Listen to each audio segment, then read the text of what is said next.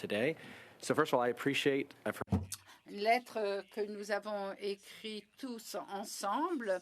Et ça a été un plaisir de voir les changements dans l'énoncé économique de l'automne. On parle maintenant d'1 million, on parle d'augmentation des fonds ailleurs. On voudrait que nous aussi, il y ait une augmentation. Je sais que vous êtes en train d'y travailler, mais je voudrais mettre l'accent plutôt sur les 79 000 emplois, car derrière cette statistique, eh bien, il y a un grand nombre d'employeurs qui ne reçoivent que 8 semaines au lieu de 16 semaines. Alors, même s'il y a eu 70 000 emplois, il y a eu quand même une réduction.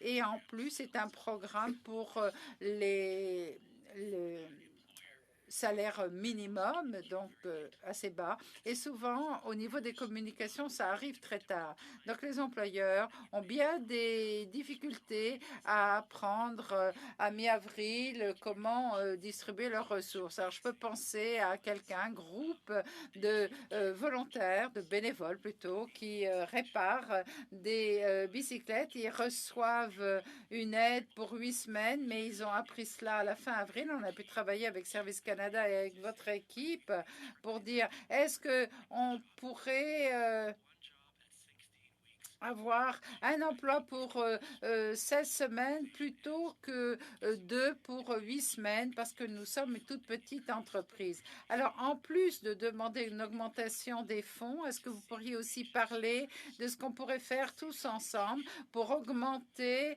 le salaire, augmenter la correspondance au niveau de la planification et revenir à 16 semaines plus souvent? Bien, merci beaucoup, Mike, et merci pour vos énormes efforts pour présenter ce programme. Alors, en ce qui concerne les 8 semaines, bien, je veux dire que c'est un programme d'été. C'est ce que c'est, un programme d'été. Bien évidemment, il y a toujours un certain nombre de choses à prendre en compte, mais c'est prévu pour différentes cohortes. C'est ce que je veux dire. Ça, c'est prévu pour les jeunes du secondaire. En ce qui concerne les employeurs et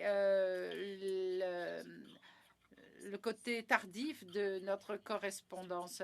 Bien, on a essayé de changer cela. On commence maintenant en novembre et ça ira jusqu'à janvier. Et on a entendu que qu'ils étaient informés trop tard. Alors maintenant, c'est novembre. Donc, d'ici un mois, c'est ce qui se fera. Alors, la notification des employeurs, ça reste le 19 avril. Donc, je sais que Service Canada travaille fort, mais tout ce qui pourrait être fait pour que tout cela soit fait plus tôt, si ça pouvait être...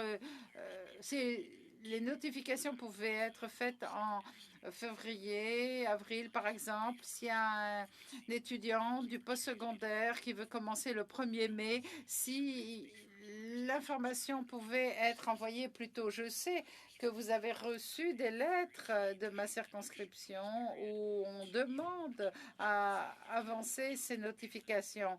Même si si le programme devait donner un salaire, on pourrait s'assurer de faire la même chose. Les employeurs à Kitchener Center vous encouragent vraiment à aller en ce sens, même que de revenir au niveau pré-pandémie. Bien, merci. Je voudrais remercier Mike et en fait remercier tout le monde. C'est rare de venir dans une salle comme celle-ci et voir les gens non seulement emballés, mais être prêts à défendre un programme qui, bien évidemment, n'est pas parfait, mais fonctionne bien pour les jeunes de l'ensemble du pays. Donc, ça a été un honneur pour moi d'être présente aujourd'hui. Et merci. Il y a bien des choses à réfléchir, de la formation qu'on doit vous fournir, manifestement. Mais au moment de partir, Monsieur le Président, il est clair qu'on est sur la bonne voie. Ce n'est pas une voie parfaite, mais une voie qui dessert bien les jeunes. Bien, merci beaucoup. Il y a eu des des arguments valables qui ont été présentés, qui permettraient d'améliorer la réalisation de ce programme dans les circonstances